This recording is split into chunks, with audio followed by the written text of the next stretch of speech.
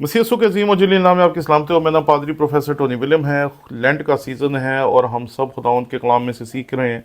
मेरे साथ खुदावंद के कलाम में से निकालिए बहुत ही मशहूर वाला है यसायाह उसका 58वां बाब और उसकी 3री आयत। यहाँ पर लिखा है, वो कहते हैं कि हमने किस लिए रोज़े रखे जबकि तू नज़र नहीं करता, और हमने क्यों अपनी जान को दुख दिया जबकि तू ख्याल में नहीं लाता। देखो, तुम अपने रोज़े के दिन में अपनी खुशी के तालिब रहते हो और सब लोगों की तरह सख्त मेहनत लोगों से कराते हो। खुदावन की बरकत उसके कलाम के पढ़े सुने और समझे जाने पर हो।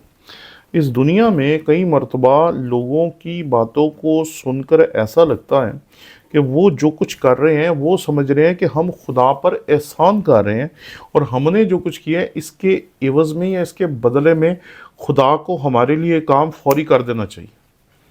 बहुत दफ़ा ऐसा होता है कि बहुत सारी बहनें मिलती हैं जो कहती हैं हम रोज़ा भी रखते हैं, दुआ भी करते हैं, हम रोज़ा भी रखते हैं, दुआ भी करते हैं, हम रोज़ा भी रखते हैं, दुआ भी करते हैं, पर खुदा हमारी सुनता नहीं।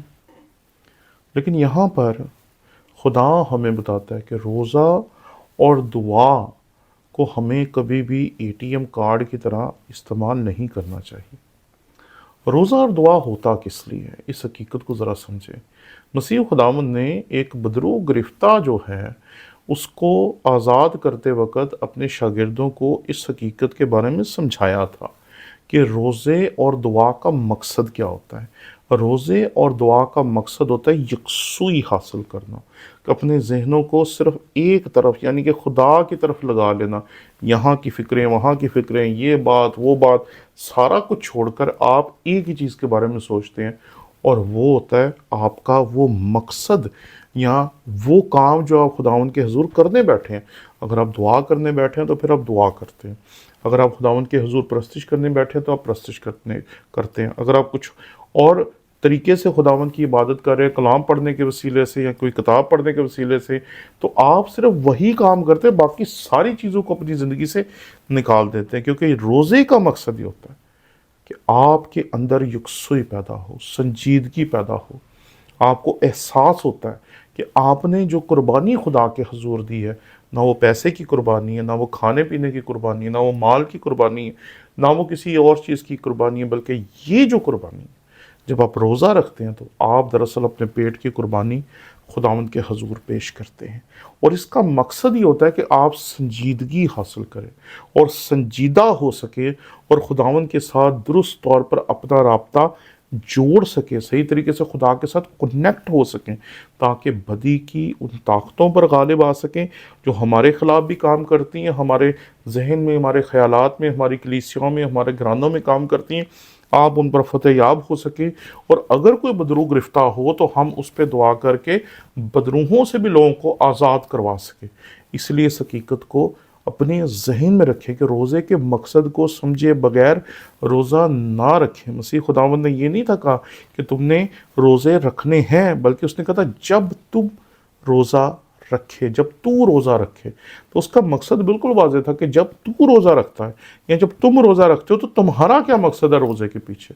क्योंकि वो चाहता है कि आपके अंदर यकसुई हो, आपके अंदर ठहराव हो, आप इस चीज़ का एहसास अपने अंदर पैदा कर सके कि इस वक्त मैं खुदा के हुजूर हूँ। बस दुनिया क्या कर रही है, मेरे दाएं क्या हो रहा है, मेरे बाएं क्या हो रहा है, कोई पता नहीं। बहुत पुरानी मिसाल है कि एक बंदा दुआ कर रहा था और उसके सामने से एक बंदा गुजर गया, तो उसने उसे पकड़ लिया कि भाई मैं तो दुआ कर रहा था तो तू मेरे सामने से गुजर गया।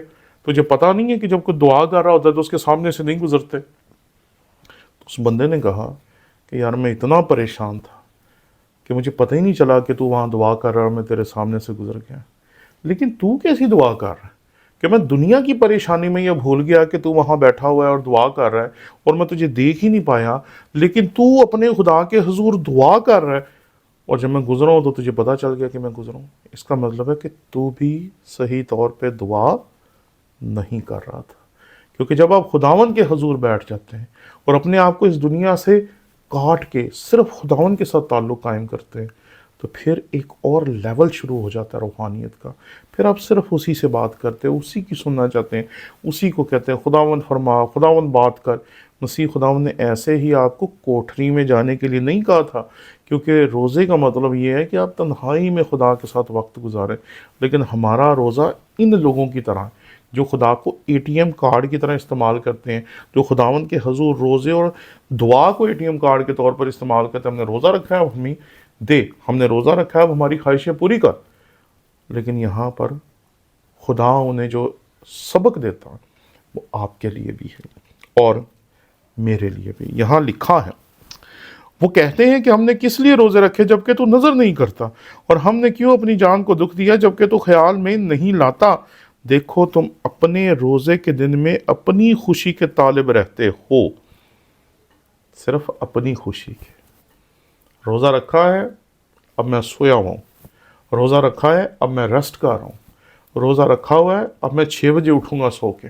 بلکہ آپ کو شاید پتہ نہیں ہے کہ ہمارے پنجاب میں دن کے وقت فلموں کے شو لگا کرتے تھے اور لوگ روزہ رکھ کے سنیما میں فلم دیکھنے چلے جایا کرتے تھے. تو یہ بات اپنے ذہن میں رکھیے کہ روزے کا مطلب ہوتا ہے خدا کے ساتھ وقت گزارنا. روزے کا مطلب یہ نہیں ہوتا کہ آپ فلم دیکھیں، آپ ٹی وی دیکھیں، یا آپ ٹک ٹاک دیکھیں، یا اپنا ٹائم جو ہے وہ ادھر ادھر گزاریں اور کسی طریقے سے ٹائم پورا کریں. خدا یہ نہیں چاہتا کہ آپ ٹائم پورا کریں کہ میں نے اتنے روزے رکھ لیں. خدا چاہتا ہے کہ آپ اس سے تعلق رکھیں. ہمارا خدا تعلق رکھنے والا خدا ہے، اور وہ یہ کہہ رہا ہے کہ تم تو اپنی خوشی پوری کرتے ہو کہ ہم نے اتنے روزے کہا تھا ہم نے رکھ لی. لیکن ایسی بات نہیں. ہم کیا کرتے ہیں؟ روزوں میں ظلم کرتے ہیں کہ ہم جو ہمارے کام ہیں کئی دفعہ ان کاموں کو نہ کرنے کے لیے روزوں کو بہانے کے طور پر استعمال کرتے ہیں. اور یہ جو آیت ہے جب یہ اختتام پذیر ہوتی ہے تو یہ آپ کی اور میری حالت کو بیان کرتی ہے. یہاں پر لکھا ہے، دیکھو تم اپنے روزے کے دن میں اپنی خوشی کے طالب رہتے ہو اور سب طرح کی سخت محنت لوگوں سے کراتے ہو. ہم سارے کام لوگوں سے کراتے ہیں اور آپ سوئے ہوتے ہیں، آپ ریسٹ کر رہے ہوتے ہیں. میں نے روزہ رکھ لیا، میں نے کچھ نہیں کرنا. اب میں نے روزہ رکھ لیا اس لیے سارے کام کوئی اور کرے. ایسا ہے نہیں جی. آپ کبھی اپنی ماں کو دیکھیں، آپ کبھی اپنی بہنوں کو دیکھیں، آپ کبھی اپنے ان گھر والوں کو دیکھیں جو آپ کے لیے روزے کو کھولنے کے سامان کی تیاری کرتے ہیں. میں کبھی کبھی حیران ہو جاتا ہوں کہ ہماری بہنیں ہیں، ہماری مائیں ہیں، ان کا روزہ بھی ہوتا ہے اور وہ پھر بھی تیاری کر رہی ہوتی ہے، وہ کھانے بنا رہی ہوتی ہیں، وہ فرق فرق قسم کے پکوان تیار کر رہی ہوتی ہے اور اپنے گھر والوں کے لیے ساری جو ان کی ضروریات ہیں ان کو تیار کر کے ان کے سامنے رکھتی ہیں. اور پھر جب وقت ہوتا ہے تو پھر وہ روزہ کھولتے ہیں. کیونکہ خدا کا تعلق آپ کی بھوک کے ساتھ نہیں ہے، خدا کا تعلق آپ کے ساتھ ہے کہ آپ اس کے لیے کتنا وقت گزار رہے ہیں اس کے ساتھ، یا آپ اس کے لیے کتنا وقت نکال رہے ہیں تاکہ اس کے ساتھ رفاقت رکھ سکے، اس کے ساتھ بیٹھ سکے، اس کے کلام کو پڑھ سکے، دعا کر سکے، اور کسی خدا کے خادم کو پڑھ کر اپنے ایمان کو مضبوط کر سکے. خدا یہ چاہتا ہے. وہ ایسے روزے نہیں چاہتا جیسے آج ہم روزے دیکھتے ہیں کہ کسی طریقے سے میں نے ٹائم پورا کرنا، کسی طریقے سے مجھے اتنے بجے تک بھوکا رہنا، بس چاہے میں سو کے رہوں. کئی دفعہ ہوتا ہے کہ ہم اپنے گھروں میں بچوں کو، سوئے ہوئے بچوں کو ہلا رہے ہوتے ہیں، اٹھو یا بھائی 6 بج گئے اب روزہ کھول لے.